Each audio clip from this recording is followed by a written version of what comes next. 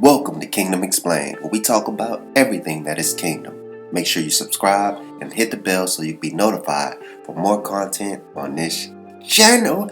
On this video, I will be doing an overview on the character known as Shin, a general of Quinn.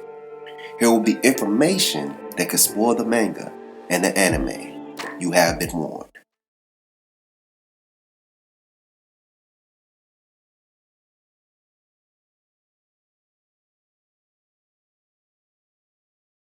Ri Shin, formerly known as Shin, is the main protagonist of Kingdom.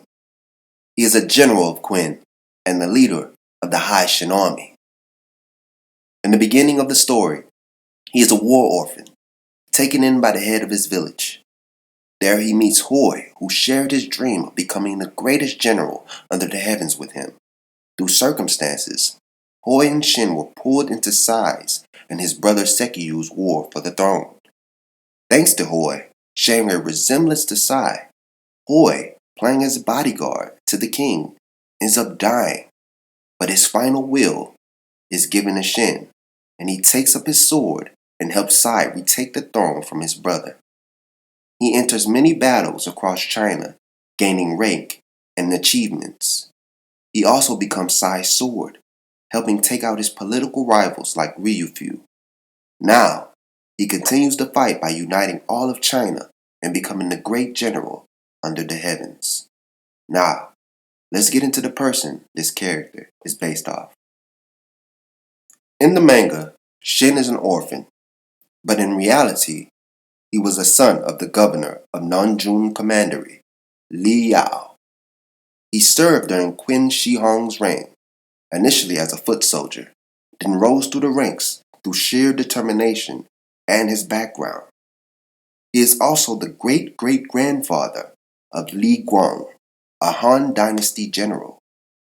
And if we trace back the family tree to Li Shin, he is actually related to Li Mu, our greatest antagonist in the manga.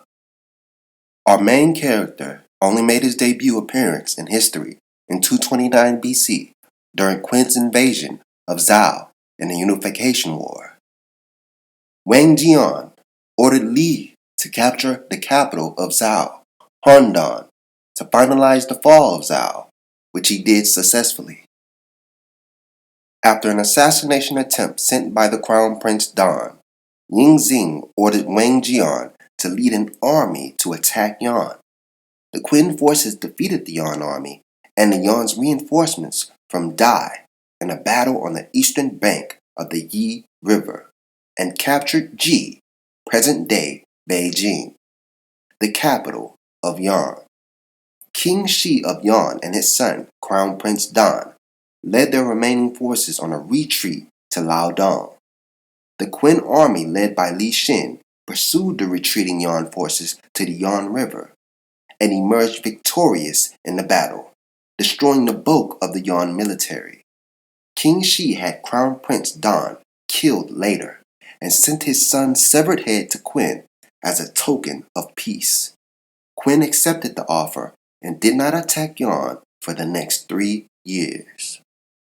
Before the campaign to invade the kingdom of Chu, Zhang asked Shin how many soldiers he needed to invade Chu.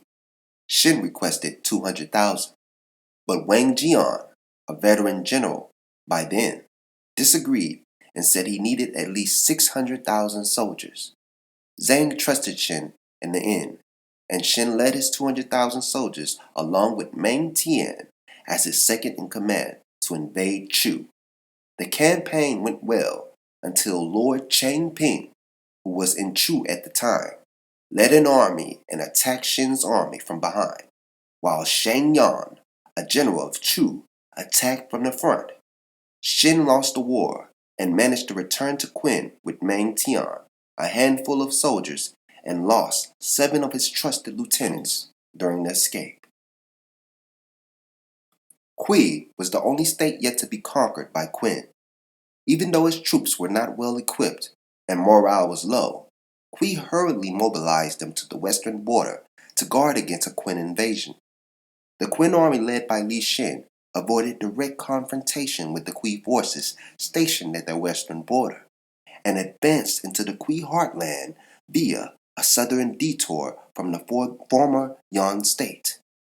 The Qin forces encountered little resistance as they passed through Kui territories and eventually showed up at the gates of Linzi, the Kui capital.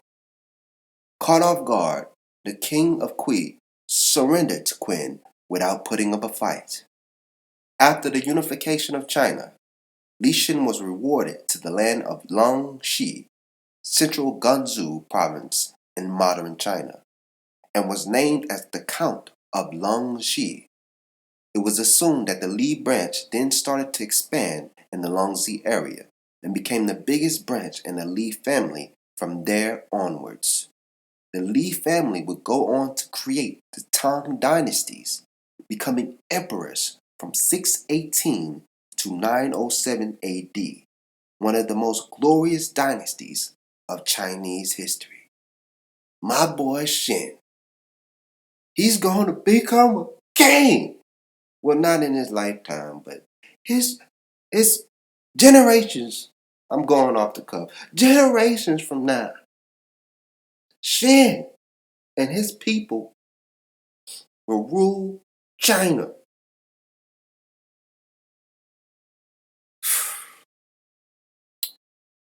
But that's all I have for today, man. Y'all subscribe, comment, like, share.